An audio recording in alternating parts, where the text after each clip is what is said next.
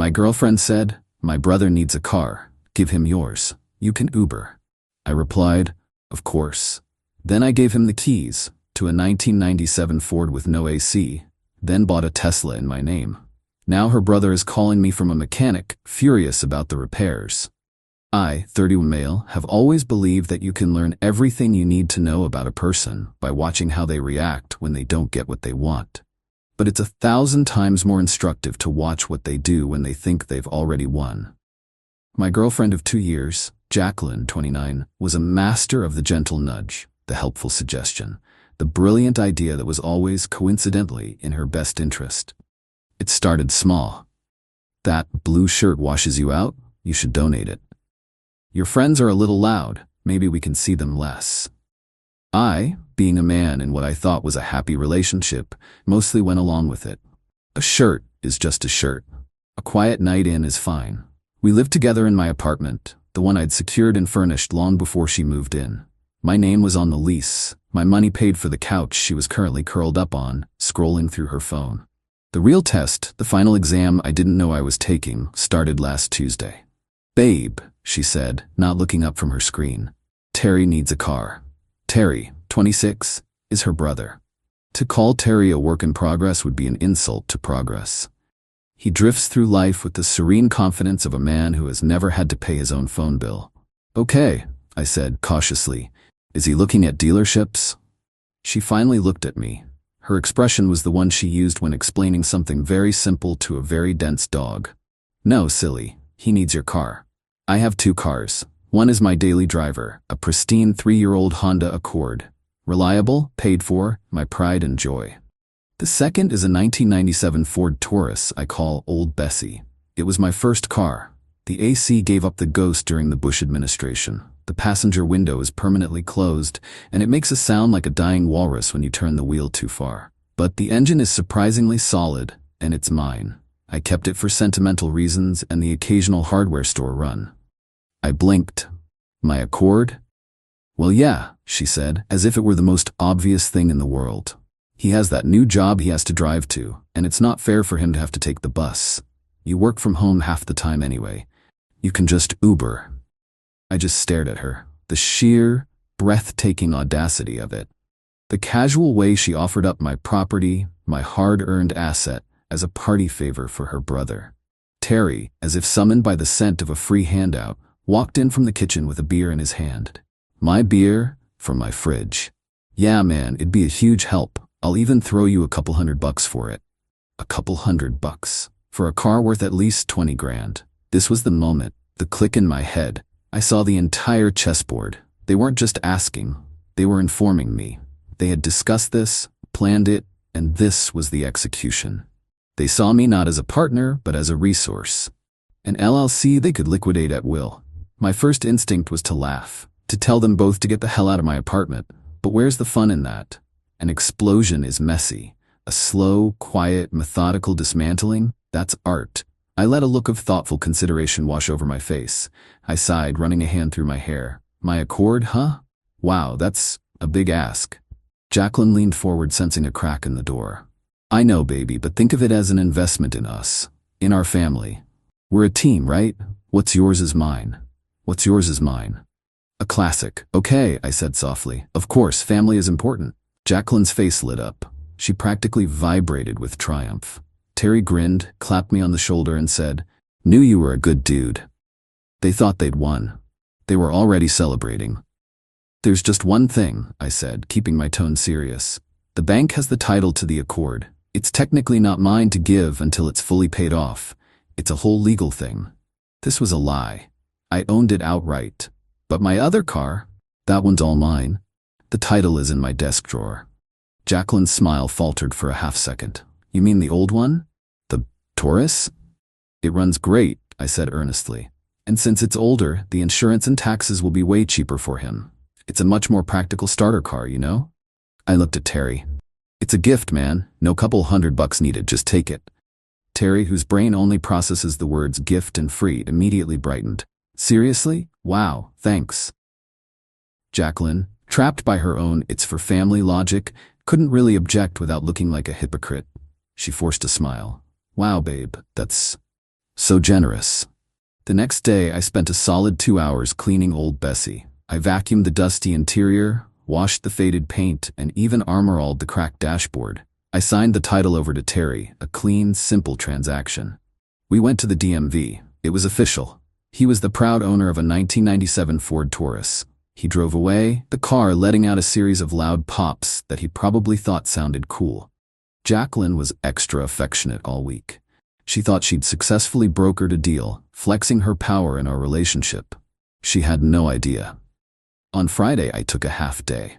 I went to a dealership. I'd been saving for a while, planning an upgrade for my birthday later this year. I just moved the timeline up. I bought a brand new Tesla Model 3, long range, midnight silver metallic. I paid in full, and the registration and title are exclusively, unequivocally in my name. I drove it home and parked it in my assigned spot. This morning, Saturday, my phone rang. It was Terry. "Dude, what the hell is wrong with this car?" he shouted over a cacophony of metallic screeching. "I'm on the side of the highway. The mechanic I called said the transmission is shot and it needs a whole new exhaust system. He quoted me $3,000. You sold me a lemon." I let him finish his tirade. When he was done, I said, in my calmest, most reasonable voice, "Terry, I didn't sell you anything. I gave you a car that's nearly 3 decades old for free. The title is in your name. It was running fine when it left my possession. I'm sorry you're having trouble, but it's your car, so it sounds like it's your repair bill." I heard Jacqueline's voice in the background yelling, "Let me talk to him." He must have put me on speaker. "Arthur, this is ridiculous. You did this on purpose. You have to pay for the repairs. Or better yet, you can just trade him. Give him the Honda and you can take the Taurus back." I almost laughed. "Jacqueline, the Taurus isn't mine to take back. It's legally Terry's. I can't help what happens to his property." A pause. Then Terry, his voice tight with fury. "I saw your new car, by the way. A freaking Tesla? You bought a Tesla?" "I did," I said cheerfully. "I needed a new daily driver after all, since, I gave my other car away." The silence on the other end of the line was exquisite. It was the sound of two strategists realizing they'd been playing checkers while their opponent was playing chess, and he just said, "Checkmate." Jacqueline finally spoke, her voice dangerously low. "We are going to have a long talk when you get home." "Oh," I said. "I'm not coming home. I'm at a hotel. I think it's best if you and Terry have my apartment to yourselves for now. Gives you a place to figure out how to get him back from the mechanic." I hung up. Now they're both calling, over and over. I've just been letting it ring. I know this is far from over. They played their hand. Now it's my turn to play mine. Update. It's been a week. A long, long week. After the initial monsoon of calls and texts, I blocked their numbers. For a whole day, there was silence. It was bliss. I used the quiet to tie up a few loose ends. I took care of the final piece of my old life, the Accord. I sold it to a young family who seemed genuinely thrilled to have a reliable car. The cash went straight into my investment account. It felt good, like closing a door cleanly instead of just walking away. Then came the emails. Jacqueline, it turns out, is a much more effective writer than she is a speaker. Her emails were masterpieces of revisionist history. Our relationship wasn't a 2-year partnership. It was a saga of her supporting me through my struggles. My apartment wasn't mine, it was the home we built together. The car demand wasn't a demand, it was a misunderstood conversation where you offered to help my struggling brother. According to her, I hadn't just given Terry a bad car, I had orchestrated a cruel, premeditated public humiliation of her and her family. The Tesla was the ultimate slap in the face. It was flaunting my wealth while her brother was stranded and facing financial ruin. The final email had a simple subject line, "Our things." In it, she informed me that since I had abandoned our home, she had taken the liberty of packing up some of my things to keep them safe. She also said Terry would be staying in the apartment for a while. He'd lost his new job, the one he was still on probation for. Apparently, not showing up on day 3 because your free car needs repairs is, in fact, a fireable offense. He couldn't make rent at his place and needed a stable environment. "Since you have the Tesla," she wrote, "you obviously don't need the apartment right now." My blood ran cold. They weren't just guests anymore. They were squatters. This was their countermove. They were betting I'd rather give in and pay for Terry's car. Or better yet, just sign over the new Tesla to avoid the nightmare of an eviction process. I didn't reply. Answering them is playing their game. Instead, I called my building's property manager, a no-nonsense woman named Catherine. "Catherine," I said, "I have a bit of a situation. My ex-girlfriend and her brother are in my apartment and are refusing to leave." "Is her name on the lease?" Catherine asked immediately. "No, never has been." "Are they threatening you? Have they damaged property?" "Not yet, but they've moved him in and informed me via email that they're staying. I've already changed my mailing address and forwarded all my bills. I'm worried about them trying to establish residency." Catherine was silent for a moment. "You're right to be. Don't engage with them. I'll handle it." The lease agreement is very clear about unauthorized occupants. Section 7, subsection B. You gave your girlfriend a key, but that key doesn't grant her the right to move in her family. It's a violation. People like Jacqueline and Terry think rules are for other people. They rely on social pressure. They're not prepared for the cold, impersonal wall of bureaucracy. 2 days later, I got a frantic call from a number I didn't recognize. It was Jacqueline. "The landlord just taped a notice to our door, a notice to quit. It says we have 3 days to vacate or they'll begin formal eviction proceedings against you. Arthur, this will ruin your rental history. What did you do?" "I didn't do anything, Jacqueline," I said, my voice as calm as a frozen lake. "You did. You violated the terms of my lease. The landlord found out. This is the consequence. You can stop this. Just call her. Tell her Terry is your guest." "But he isn't my guest, Jacqueline. You said it yourself. He moved in. I'm not going to lie to my property manager." "So what are we supposed to do?" she shrieked. "Terry has nowhere to go." "That sounds like a personal problem for Terry," I said. "You have 3 days." I hung up. The next day their dad called me. He tried the disappointed father routine, talking about responsibility and how I'd let his daughter on. I listened patiently. When he was done, I said, "With all due respect, sir, your 29-year-old daughter and 26-year-old son decided to try and take possession of my property. My only responsibility is to the lease I signed. They need to be out by tomorrow at 5 p.m. Then I sent him a screenshot of the title of the Ford Taurus, legally signed over to Terry. He owns the car free and clear. I fulfilled my end of that misunderstood conversation. Jacqueline's last-ditch effort was a vague diatribe on social media about toxic partners and financial abuse. It didn't work. Terry had already spent the last week complaining to every mutual friend who would listen about how I'd given him a crappy free car. He'd been so loud about his own entitlement that everyone already knew the context. They had, in their own strategic brilliance, managed to socially self-destruct. I'm heading back to the apartment tomorrow evening with 2 large friends as witnesses. Catherine, the property manager, will be there. I don't want to win. I just want to be done. Final update. It's over. Finally. I showed up at my apartment yesterday at 5:30 p.m. with my friends, Christian and Sean, videotaping everything.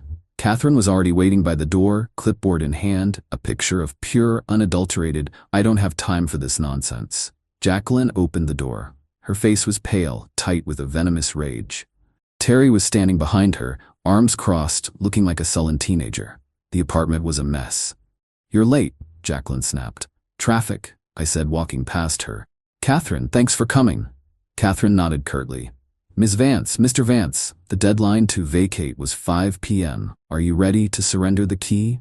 Jacqueline laughed, a bitter, sharp sound.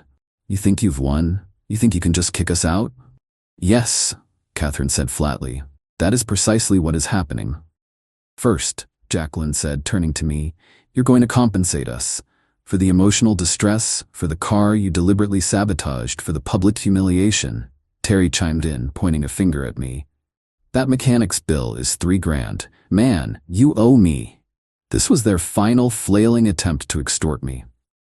But I wasn't the same guy from 2 weeks ago. I just looked at Catherine. "As a reminder," Catherine said, her voice dropping a degree colder, "any claims for financial compensation are a civil matter. They have no bearing on your lease violation. You need to leave, now, or the next step involves me calling the sheriff to have you formally escorted out as trespassers. Your choice." The threat of actual, Uniformed authority, something they couldn't manipulate or argue with, was the final straw. Jacqueline's face crumpled. She looked at me, one last time, searching for a flicker of the old, accommodating me. She found nothing. She threw the key on the floor. "Fine," she spat. "Keep your stupid apartment. I hope you're happy being alone for the rest of your life." She grabbed her purse and a box and stormed out. Terry, after giving me a look of pure hatred, followed her, slamming the door behind him. Catherine did a quick walkthrough. Besides the mess, which I had to pay a cleaning fee for, there was no damage. I signed her paperwork, thanked her, and she left. And then, silence. My friends and I ordered pizzas and drank the beer Terry had left behind. It felt good to reclaim the space. The fallout has been quiet but decisive. I heard from a mutual friend that my text to their father did have an impact. He wasn't angry at me anymore, he was furious with them. Not for the grift itself, but for being so sloppy and getting caught. For creating a family drama he now had to deal with. Terry's broken-down monument to failure sitting in his driveway is apparently a source of daily arguments. Jacqueline has blocked me, but I got one last text from her, sent from her mom's phone 2 days ago. It just said, "I can't believe I wasted 2 years on you." I thought about all the things I could say back. About how she saw those 2 years, not as a partnership, but as an investment. She was angry, hadn't paid out. About how her waste was her own failed gamble, but I just deleted it. There's no grand ending where they see the error of their ways. That doesn't happen in real life. They'll continue to believe they were the victims, and I was the villain. Their version of the story is probably a legend by now at their family dinners. And that's fine. My victory wasn't the Tesla. It was the silence in my apartment after they left. It was the simple, profound peace of locking my own door, knowing the only person who had a key was me.